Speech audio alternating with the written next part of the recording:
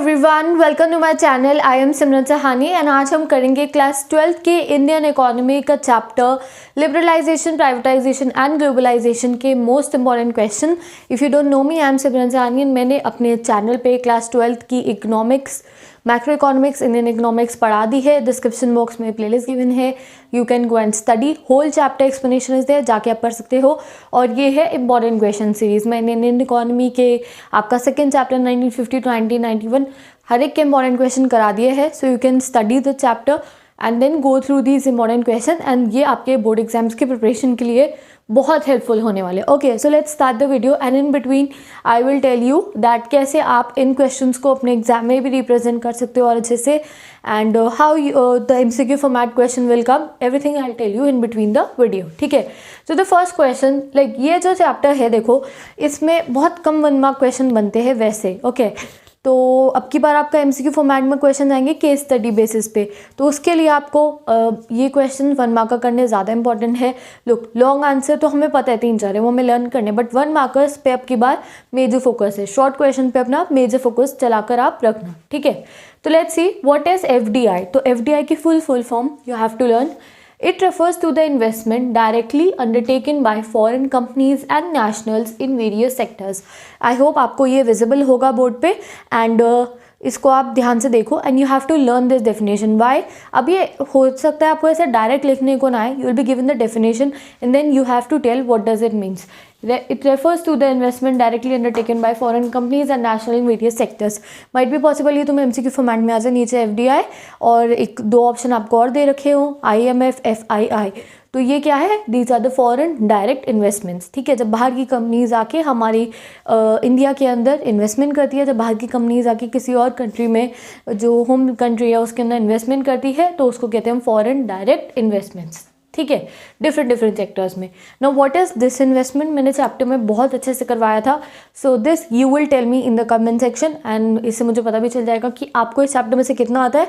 और अगर अभी भी तुम्हें दिस इन्वेस्टमेंट नहीं आता तो पहले आप जाके चैप्टर की वीडियो देखो। Let's see the next question, what is the other name of world bank. देखो, ये छोटे छोटे इंपॉर्टेंट क्वेश्चन है फोकस एरियाज चैप्टर में से, यही क्वेश्चन आपको एग्जाम में आएंगे। बहुत मुश्किल पेपर नहीं आएगा, थोड़ा ट्रिकी आएगा, so that you should be prepared, इसलिए मैंने ऐसे क्वेश्चन यहाँ लिखे हैं। तो what is the other name of world bank. तो वर्ल्ड बैंक का दूसरा नेम क्या है? IBRD। IBRD मतलब international bank for reconstruction and development he world bank का नेम है। Okay, who is PC Mahalanobis. तो हमें पता है जिन्होंने हमारा सेकेंड 5-year प्लान इंडस्ट्रियलाइजेशन को बनाया था वो है PC महलनोबिस, बट इनका जो फुल नेम है वो क्या है? Prashant Chandra Mahalanobis, and he is also the father of Indian statistics. And इन्होंने इंडियन इकोनॉमी में हमारा जो सेकेंड 5-year प्लान था उसको मेजर जो कुछ भी इनकी देखरेख में वो चला था। ठीक है, तो ये आपको याद रखना है। The second 5-year plan that was based on industrialisation was also made under the, we can say that was also made by PC Mahalanobis. ठीक है, what are the indirect taxes. Very easy, आप मैक्रो इकोनॉमिक्स आप पढ़ते हो, आपको पता होगा what are indirect taxes, and give 2 examples. So tell me down 2 examples of indirect taxes in the comment section. And क्या है इनडायरेक्ट टैक्सेस की, आप सब लोगों ने थोड़ी इजी डेफिनेशन लर्न करी होगी। मैंने यहाँ कौन सी लिखी है? These are the taxes which are not directly levied on income but indirectly levied on expenses. ठीक है, तो आपने जो इनडायरेक्ट टैक्सेस की लर्न करी है डेफिनेशन, वो आप यहाँ पे सिंपली लिख सकते हो। Next question, what are economic reforms. ठीक है, तो इकोनॉमिक रिफॉर्म्स क्यों होते हैं, क्यों लगाया जाता है इकोनॉमिक रिफॉर्म्स? मतलब चेंज। तो इकोनॉमिक स्ट्रक्चर में चेंज लाने की क्या ज़रूरत है? तो the measures which are adopted to increase efficiency and growth. तो इकोनॉमिक रिफॉर्म्स तभी लगाए जाते हैं जब जो इकोनॉमी है उसकी एफिशिएंसी बढ़ानी हो, और जो ग्रोथ है अगर धीरे हो रही हो ग्रोथ, उसको तेज़ करना हो, तो हम इकोनॉमिक रिफॉर्म्स लगाते हैं, वरना इकोनॉमिक रिफॉर्म्स लगाने की कोई ज़रूरत नहीं है। जैसे कि हमने इंडिया में इकोनॉमिक रिफॉर्म्स लेकर क्यों आए? क्योंकि इकोनॉमी स्टैग्नेट हो गई थी, हमारे पास फॉरेन एक्सचेंज खत्म हो गया था, we were not self sufficient, prices were high, BOP deficit. ठीक है, इनबैलेंस हो गया था हमारी पूरी की पूरी इकोनॉमी, इसलिए हमने इकोनॉमिक रिफॉर्म्स लगाए जिससे कि एफिशिएंसी बढ़े हर एक सेक्टर्स की, एंड क्या हो, हमारा जो स्पीडी ग्रोथ हो। ओके, तो ये आपको याद रखना है। What is WTO and when it was founded. तो यहाँ पे हम बात कर रहे हैं WTO की। तो first of all full form of WTO क्या है? World trade organisation, and it was founded in 1995। Okay, 1995 में ये फॉर्म हुआ था। और इसकी पेरेंट ऑर्गेनाइजेशन क्या है, यानी कि WTO सक्सेसर किसका है या फिर पेरेंट ऑर्गेनाइजेशन क्या है? वो GATT तो GATT की फुल फॉर्म क्या है? General agreement on trade and तारीफ। ये एक पेरेंट ऑर्गेनाइजेशन थी, ये ऑर्गेनाइजेशन फेल हो गई या चेंज हो गई, फिर बना WTO 1995 के अंदर। ओके, तो ये कुछ बहुत इंपॉर्टेंट क्वेश्चन है from this chapter in the 1 marker area. Okay, long answers भी मैं आपको कराऊंगी, बट वो किसी और वीडियो में करेंगे हम, जब दोबारा इंपॉर्टेंट क्वेश्चन करेंगे। यहाँ मैं LPG तक चैप्टर पढ़ा भी चुकी हूँ, एंड LPG तक के आपके important 1 mark and short answers भी हो गए हैं।